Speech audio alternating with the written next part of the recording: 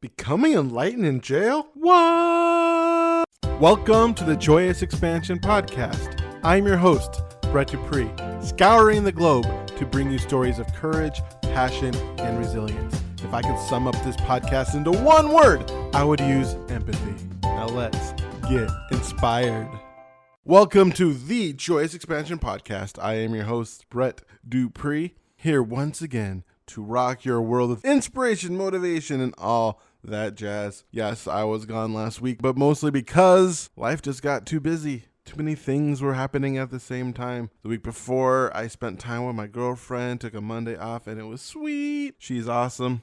And then the weekend after, I went to a Toastmaster conference. You know, what's funny is the Toastmaster conference is a great deal. It was only $185 for a day and a half plus a bonus session, and the information there was magical. Everybody who presented was outstanding, and then they had 4 contests. The International Speech Contest. I'm in District 2, which is Western Washington, from the Canadian border down to Kent. And it was sweet. The International Speech Contest was outstanding. All the speakers were so inspiring and great, just such great performances. And then there was an evaluation contest, and where people evaluate. If you listened to my podcast last year, I think I was actually in the evaluation contest last year. It was super fun. And then there was a humorous speech contest, and those speeches were funny, as well as a tabletopics contest, which people were asked a question, and the question was something along the line of, if not now, then when? Tell us your life story, which was an interesting question. The food was nice. The speaker was Darren LaCroix. He is a motivational speaker who started off as a comedian. He actually joined Toastmasters because his mentor comedian talked about getting stage time, and Toastmasters is a place where every week you can get stage time. Even if you just take up a role, you are still speaking in front of everybody. I'm president of the Lightworker Toastmasters, and every week I get to go on stage and speak. It's a way for me to improve constantly. I love Toastmasters, which is why I'm mostly going to talk about the conference this week. Take a little break from my 10 commandments of the Church of Awesome, which is great. I love the Church of Awesome. I'm still waiting for my friend Michael Vadava to finish my theme song for the Church of Awesome podcast. I'm excited to get that started and really working on living an awesome life and taking things to the next level, trying to go beyond mediocrity. And one way to go beyond mediocrity is to go to the Toastmaster conference. I highly suggest going if you've never been to a Toastmaster conference or been to a Toastmasters. Toastmasters is an organization where we work on public speaking and leadership, and honestly, I've gained so much out of Toastmasters in the last 9 years. Yes, I know some people, when they talk to me about Toastmasters, they don't see a lot of, think of it as amateur hour, but I honestly have gotten a lot out of it, and I've seen people grow, and just being a part of that organization is magical. So one of the speakers there was Darren LaCroix. He was the 2001 World Champion of Public Speaking. That's what Toastmasters has. They have a yearly contest where everybody starts with a club, then area, then division, then district, then regionals, which changed this year to be recorded and sent in the top 10, go to the world stage to have a chance to become a world champion. And this guy was the world champion. And the funny thing is, I believe it was 5 years ago is when last year, pretty much you become a world champion. You can make a career just going to Toastmaster conferences. I don't know how much you get paid. Probably nothing, but then you just make products and people buy it because you're a world champion. But the best part about it is I remember watching him 5 years ago and being very inspired, and watching him today, he's better. He's a better speaker. So it's awesome seeing somebody who is great become greater. He's still somebody who's working on his craft. That is very inspiring, always becoming. So if you want to become a better public speaker, the ways to do it, according to Darren LaCroix, is the first, most, and 3 important 3 rules is stage time. Every day you're not on stage, you're not improving. So get on stage every chance you can get. Plus, that's a way to increase your confidence. Another way to improve is to record yourself. Record yourself and watch it. I can tell you it's not fun. I'm not a big fan of recording myself and watching it, but I do it, and it does help. Actually, I think listening to this podcast, and when I edit it, listening to me again, is another way for me to improve and to find somebody who's where you want to be and talk to them. He talks about talk to the headliner, not the opening act. Because if you talk to the opening act, you'll get opening act suggestions. But when you talk to a headliner, he'll give you headliner suggestions. Unless you find an opening act who has talked to a headliner and is working. So I guess basically surround yourself with people who are where you want to be, or at least moving towards it at top speed. Yeah, I can say I was very inspired by the Toastmaster Conference. A little tired afterwards, a little bit. But honestly, it was great.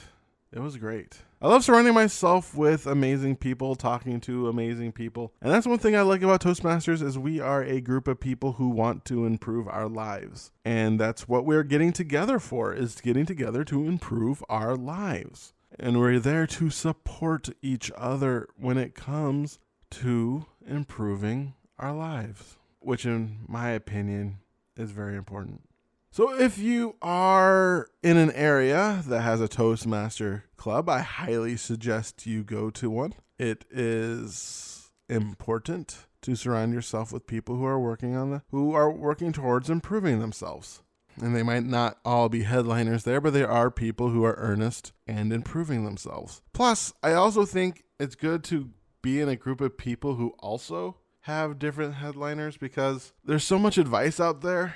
And learning from multiple angles can help you find your angle. And that's one thing when I started Lightworker Toastmasters. One of my hopes is they don't just use Toastmasters to improve, that they hire their own coaches or do their own thing and bring those skills to us on how for us to improve. I think that is important. But that's enough about Toastmasters. This week I talked to a Joe Beck, a very interesting conversation. I really enjoyed this interview. I am surprised by how many people I have talked to who were drug addicts in a past life. By past life, I mean a few years ago. I think 3 of the last 5 I've talked to have been in that situation. But people who've gone down that road and bounced back up are inspiring, at least to me. And I was very inspired by his interview. Joe Beck is the founder of Divine Spark. He is a YouTuber, personal blogger, and content creator. After facing his own personal struggles and bottoms, Mr. Beck is now devoted to a life of healing and transformation. His victory over drug and alcohol addiction, along with severe anxiety and depression, is truly inspiring, and I know you're going to enjoy this conversation. And now, here's my interview with Joe Beck.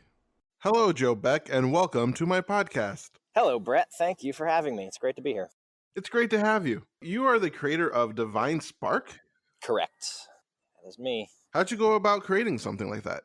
I knew I wanted to create something to sort of give back and just live my passion and to share my song and do my dance. It was something that kind of came to me in meditation, that word Divine Spark, and it's something that means a lot to me, and I can dive into it deeper if you'd like. But basically right now it's an LLC, and we have a Facebook page and a YouTube and an Instagram, and so we're constantly evolving. It's been a fun, wild ride to be getting into it. That is so cool. One thing I've learned by talking to people such as yourself, healers, people like me, is that we have what you call like origin stories, something that gets us to wanting to heal someone. So can you tell us about your struggles?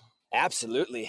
My struggle started pretty young. I guess from an early age, I was never really comfortable in my own skin. Quickly, I found out that drugs and alcohol were something that sort of were a patch job for that. They made me feel like I could express myself and be myself. And so started to use drugs and alcohol as a way to feel I could be free. And they worked for a while until, they no longer work. And so went down a pretty dark path of rehabs and different counselings and institutions and ultimately ended up in jail. And that is where I hit my very low bottom. I was imprisoned on May 23rd of 2014, and it was actually 3 weeks after my first born son came into the world. So imagine, having a child, and then 3 weeks later you're arrested and waking up in a jail cell with little memory of what happened. And so, once I came to and kind of sobered up in that jail cell, I was in a very dark space. I was facing burglary charges. I was feeling the shame and guilt of failing again and of leaving my son without a father. And it was a very, very dark space in my life where I didn't have much of a will to live and was actively thinking about ways to end my life and sort of just barely hanging on by a thread, I received a book in jail from my mother called The Power of Now by Eckhart Tolle. And I was so broken. And it's interesting. It's like once you get to a space at times of such brokenness and defeatedness, that the hope, is that one surrenders and they become open to other possibilities. And that was the case with me. I was so broken and defeated that for the first time I was open to something that I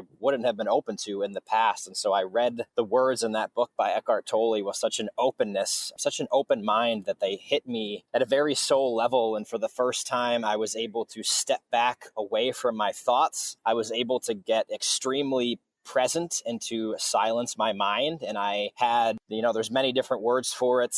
I had sort of an enlightened moment or a holy instant, you could say, while I was in jail, where I was so present and free. And I had actually never felt that before when I was outside of jail. So it was kind of the beginning of my healing journey, just to discover this aspect of me, that there is this awareness and that I am not my thoughts. And that really gave me a glimmer of hope, and it had me tap into something that, like I said, really started my journey. So one thing that stood out to me, you said you weren't comfortable in your own skin. Could you elaborate on that? Absolutely, yeah. At a young age, I was always moving around to different schools. My parents had me at a young age, and they had different jobs, and so bounced around South Carolina, New Jersey, PA, different parts of PA throughout my life, and always going to different schools and always being the new kid. Got picked on a lot, lots of rejection, and so because of those external things that happened, I started to believe that there was something wrong with me, that I was different, that I was not good enough, and it made me very uncomfortable in my own skin, to the point where I constantly had this judge in my mind, this sort of filter where I was extremely quiet, was afraid to say anything for fear that, I would be rejected or that it would be stupid. And so I was very much observant and introverted. Yeah, because of that, I was shutting down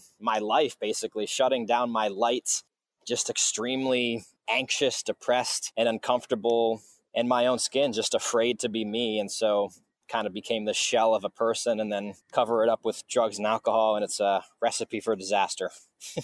What was your drug of choice? My drug of choice was opiates. Ultimately ended in heroin. The longest that I abused the drug was definitely prescription pills. I went down a pretty crazy road with, I'd wake up and I'd use Adderall, which is a stimulant to really get me moving. And then to come down, I'd use an opiate. And then to fall asleep, I'd use like a benzo, like a Xanax or an Ambien or something like that. And so that's where things got really messy. But of course, when you start to use heroin and injecting, you could lose your life at any time. And it's a really sad epidemic of how many people are losing the battle to the heroin addiction. Oh, yeah, that's very true. We are kind of having an epidemic right now in the United States. Yeah, no doubt. Sad.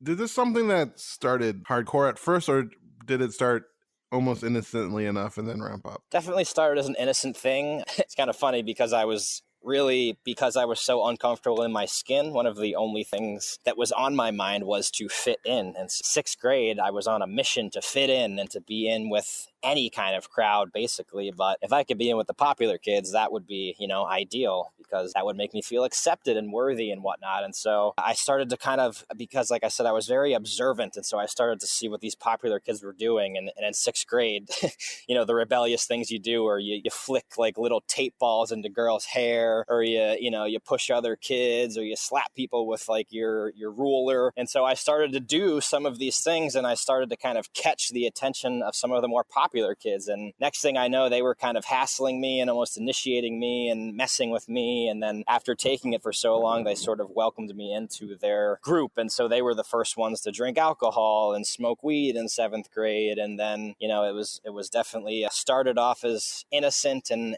nothing too intense. And then, by ninth grade, I was experimenting with pills and had kind of taken it much farther than these original group of friends ever did. So did those do a good job of masking your anxiety? Absolutely. I mean, I would say it depends on the drug. I never enjoyed cocaine or Adderall or those stimulants because they sort of sped me up. And I would say there was definitely times where I would almost send myself into a panic attack from taking drugs like that. So it's kind of a mystery and just shows the insanity that I even would still use those, knowing the risk that it could make that anxiety worse. But absolutely, opiates and benzos, they were like almost an immediate cure or quick fix, you should say, for the anxiety. So what was the worst part about taking the opioids? Phew, the worst part was basically that it's almost like a toxic relationship. You give your life up to them. And so, it became my entire focus was to get high and to have that feeling. So I gave up the chance at going to college. I gave up the chance of living in my parents' home. I literally took it that far. I'm stealing from my loved ones, not talking to friends, lying to girlfriends. Basically, that opiate became my love, and I would hurt people and do horrible things just to keep that love in my life because I was terrified to give it up and to actually feel without that drug. So yeah, I mean, that's definitely the worst part. Is it starts off like little things like, stealing $20 from your grandparents or skipping school. And then it really, as you stay on that road, it evolves to some pretty horrific things. Yeah, that doesn't sound like a good trade-off for less anxiety at all. No, I mean, yeah, I guess it depends on the anxiety. I mean, I think that there's people that experience such debilitating anxiety and depression and they don't see another way. And you take that pill. And once that disappears, that can be very tempting to want to continue to do that. I mean, to feel like you can go to work or school and just be yourself. If that's what it does for you, it can be really a tempting, demon to mess with, because that is what it did for me. I could go to school and I could be myself. I spoke freely. I became the class clown. I got girlfriends. I was able to go to work and again, be myself and talk with the customers and things like that. And so while it does to a sane person, while it sounds like a crazy trade-off to say, you're going to go to jail over this, it was literally at the same time the one thing that made me feel like I could be free and to actually to silence that judge that is so heavy in my mind. So it's interesting. It's a powerful disease, addiction. Yeah, someone who used to have a very, very judgmental judge in his head, I could see how that would seem like a good thing at the time. Right. Just have a moment of silence of not worrying that everyone hates me. Would have been awesome. Exactly. How did all this end up with you going to jail? What's the story behind that? At the time, was actually trying to get sober, believe it or not. So I was 23, trying to get sober. I was living in a sober home with other sober men, and I had just gotten a job for a swimming pool company. I was installing swimming pools and doing maintenance and things like that. And it was around early April, just around the time when it was starting to get warm, springtime. And so basically all I did was go to work. I would come home and go to a meeting and hang out with the guys in the house and eat food and screw around and go to sleep and kind of repeat. Eventually I got to the point where I stopped doing those meetings. I stopped talking to the guys in the house so much. Work got very exhausting. I started to make friends at work, and these friends at work were doing things like steroids and going to the gym constantly, and started to fall into that whole pattern and that whole sort of illusion of thinking that it's going to make you feel better. And once those meetings fell off and sobriety, didn't really become my priority, quickly started to get more miserable and didn't catch it. And so one day we were at a job installing or doing some maintenance on a swimming pool.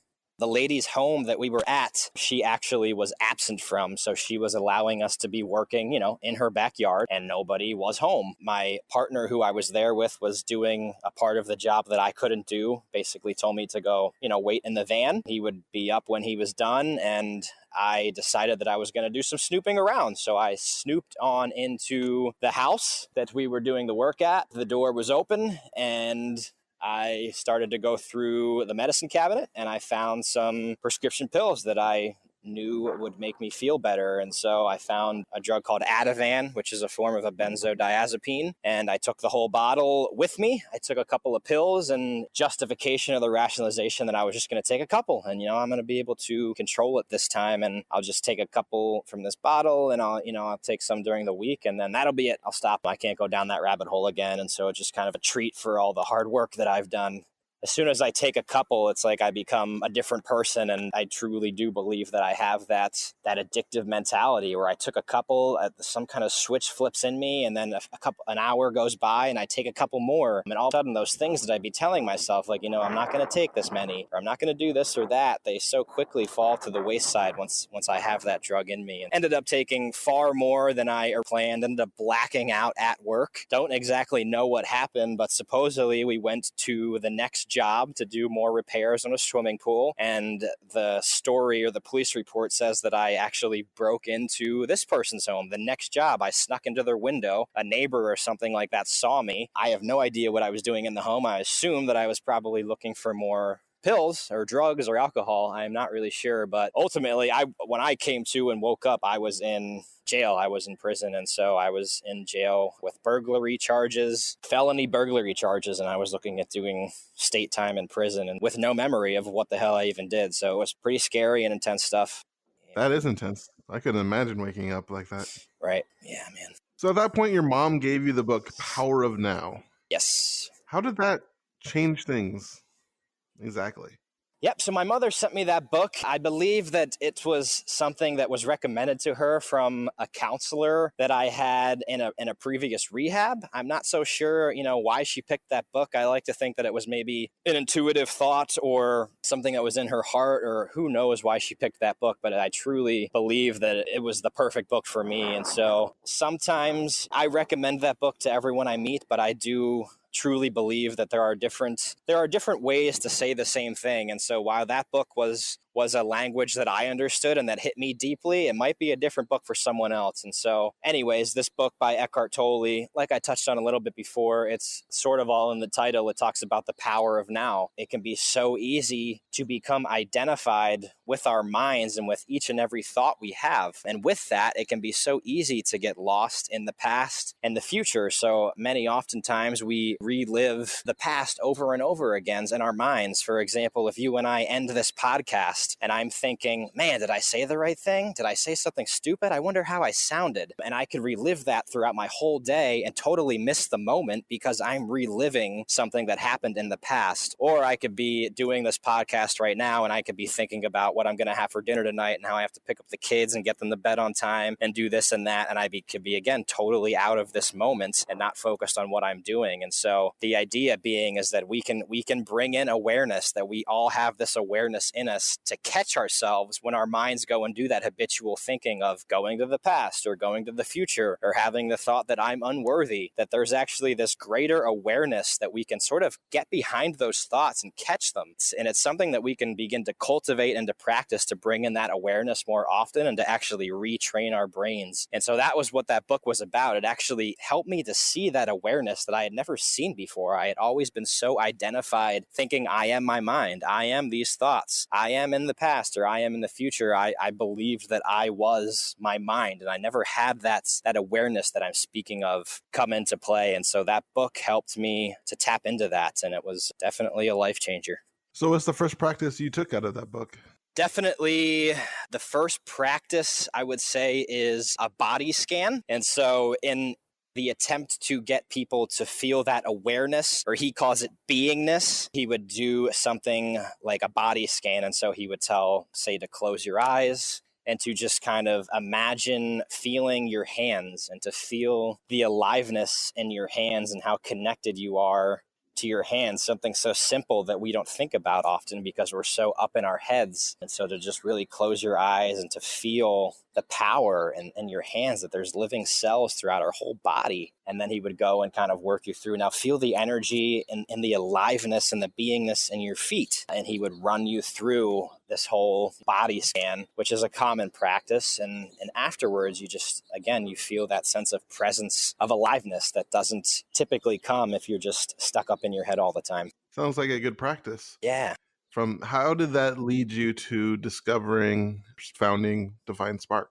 Yeah, so it was a long road. So Divine Spark's about a year old, but ultimately it's the same thing. It's just, again, different language. Like I'm calling it the awareness or the aliveness or the beingness. And so I think that aliveness is something that all people feel, that sort of spark within you. It's something that people feel, but it's typically in rare moments. And so I describe it as, people usually feel that when they stare up at a starry sky. They can just kind of sense this wonder and awe and mystery and they feel alive. Or or, for people that have children, when their little kids come running at them at the end of a work day or a school day and they say, Daddy or Mommy, it's that sense of that like feeling like alive, like, this is it. Or, hiking and getting to the top of the hike or finishing a race and crossing that finish line. There's these moments where we feel tapped in, we feel alive, we feel present, but usually they're very rare and fleeting moments. And so the idea behind Divine Spark is that we all have this spark. We all have this piece of divinity in us, and it comes in those moments that I described, but it also is something that we can begin to tap into more often. And it can happen through the practice that I described, like the body scan, through meditation, through finding practices that work for you. For me, I really enjoy going into the sauna or working out and being very present, not listening to a podcast or music, but just being very focused on what I'm doing. There's different sound healing, and there's so many different practices that you can get into. Each person is unique, but basically the whole idea is to find a practice to help you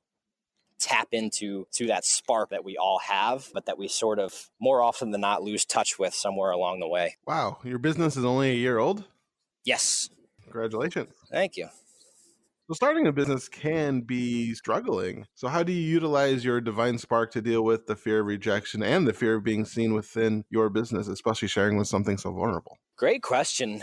It's continuing the work and realizing that there's always more growth to be done. And so I would say there was a point where Divine Spark really wasn't doing much. Was putting out a video a week, putting out some content, but there wasn't a whole lot happening behind it. But I was in a space enough where I knew I wanted to start it. And so it's great to start something. That's a huge first step. That is the first step. But just because you start something doesn't mean that it's going to continue to grow or turn into anything. And so I really had to continue to grow. So one thing that was a catalyst for me was to go through an emotional intelligence workshop. It was a weekend workshop that I did. We did lots of exercises. We did things like looking into somebody's eyes and seeing the true depths of a person. Something that we don't do anymore is look in people's eyes. And so doing exercises like that, it was like a whole weekend of different experiential exercises that really helped me to break free and to grow and to feel expanded. And so after I went through that, I really amped up our website and I started making more videos and started creating online courses. And partner who was a part of Divine Spark with me, Michelle, she went through the course as well, and she began making more jewelry and is constantly making bracelets now and writing a blog. And we can go through different things. We can read more books, we can do workshops, and we can continue to grow. And as we grow as people, that should also come into aspects of our relationships or our jobs, or in this case,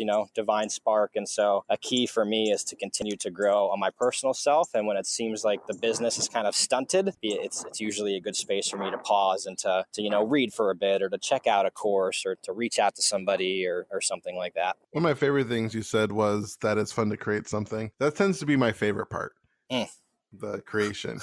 Yeah. Follow through is not my specialty.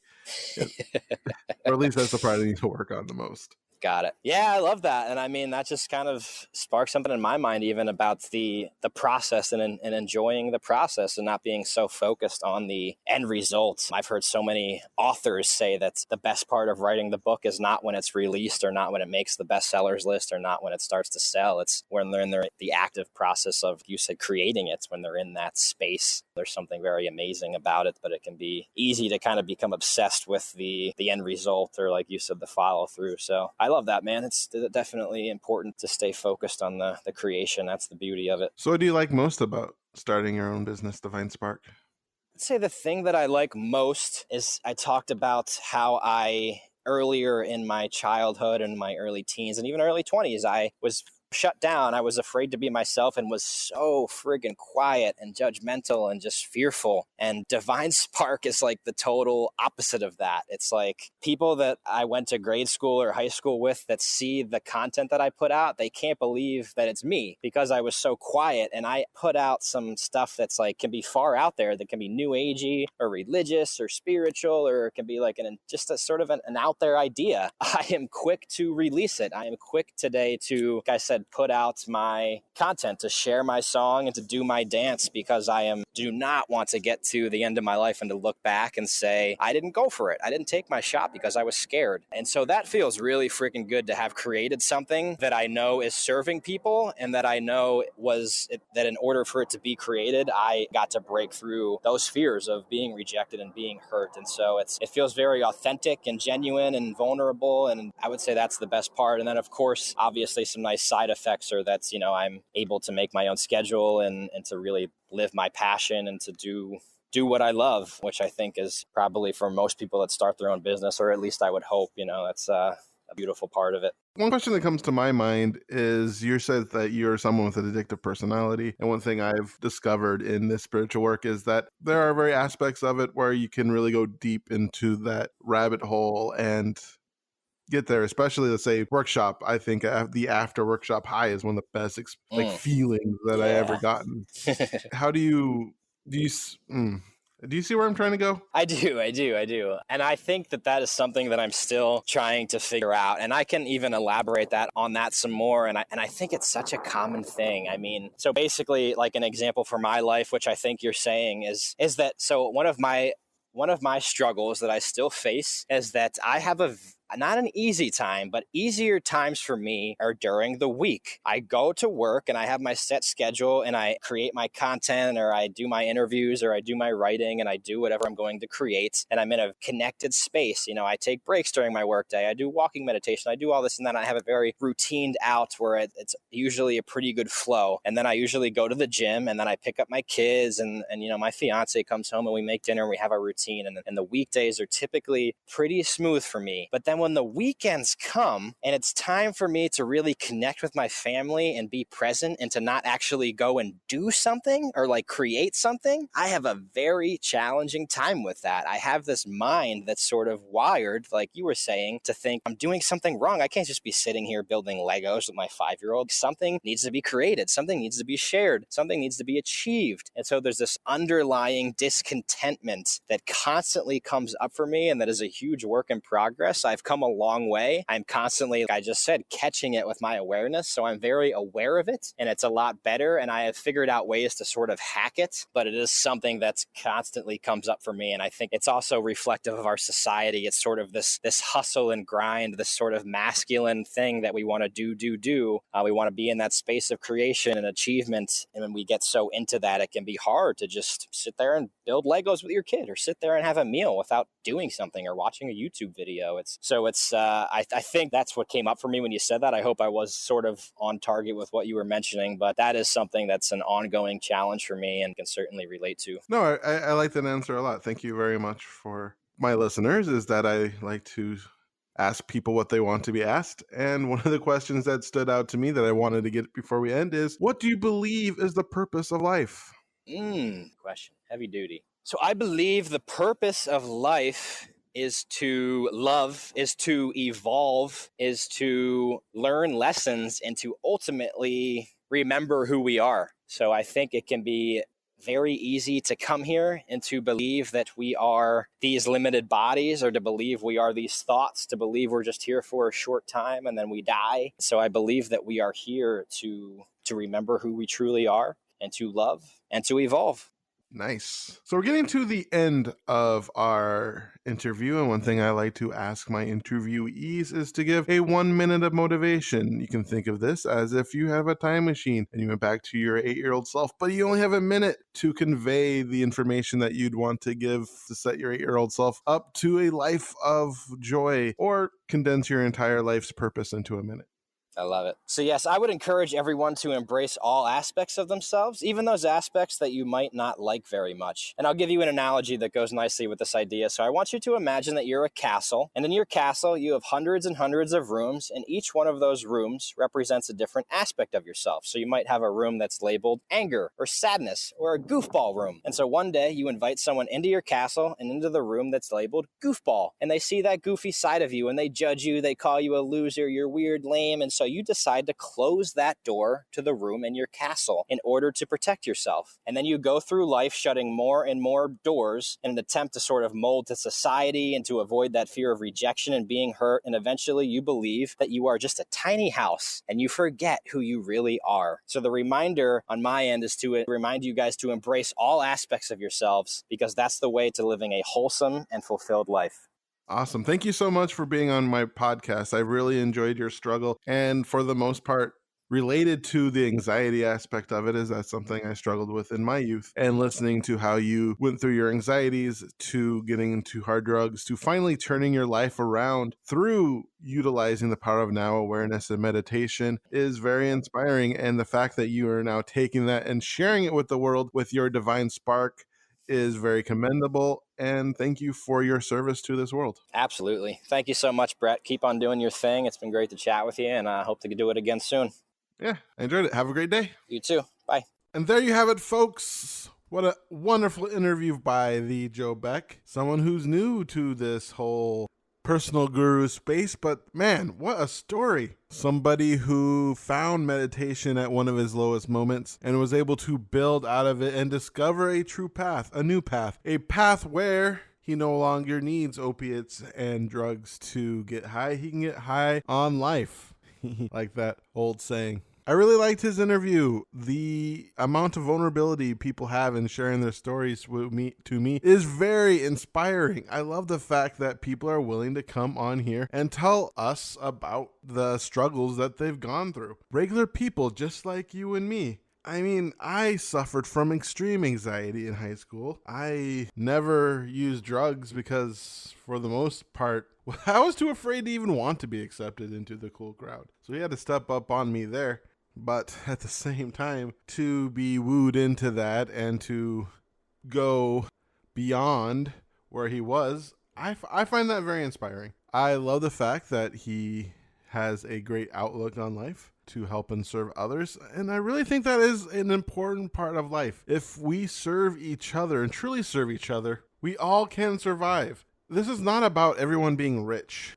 Who cares about being rich? We have enough abundance in this world. We have enough technology to feed, clothe, house, and provide a decent living to every human being on this planet while even saving the planet. Listening to people like Joe Beck, we realize that if he can do it, we can do it too. And there's extreme value in serving others. In serving others, that's how we save ourselves. That's the important part about it. When you give and give and give, it's like the end of Scrooge. I just love that end. You just want to give. And the more you give, the more you receive, because that is what's special about life. And so I thank Joe Beck for sharing his wonderful story he gave to us. So I ask you, my dear listener, what was your biggest takeaway? Joe Beck's story. Are you going to be doing something different in your life?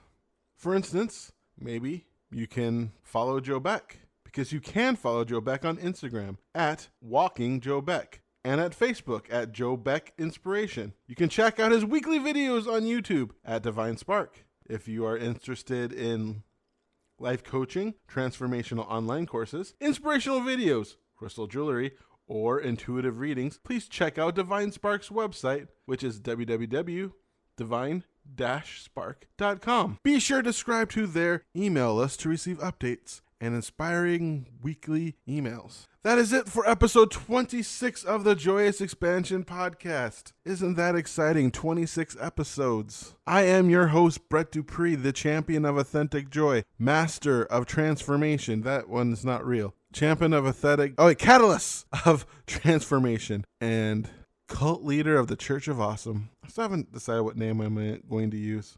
If you want more information about me or you have a question, you can send an email to BRE2TsDUPR2Es at joyousexpansion.com. If you want to listen to more episodes, go to pod.joyousexpansion.com. I have a free gift for you there. I would love for you to break out of your prison of fear just like I have. Man, the fact that I have 26 episodes of a podcast shows that I have at least broken out some prison of fear. Also, like and subscribe on whatever you're listening to this on. Add a review if you love me.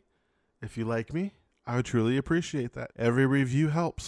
So once again, thank you for listening to the Joyous Expansion Podcast. I once again remind you to be love, to be joy, to be awesome. Now play my jingle. JoyousExpansion.com. JoyousExpansion.com. Come and say hello to Brett Dupree. He is an inspirational life coach, good for you and good for me. He turned my life from grey to blue, I'm sure he'll do the same for you. Get in touch and you'll see your life will change dramatically. JoyousExpansion.com. JoyousExpansion.com. Yeah.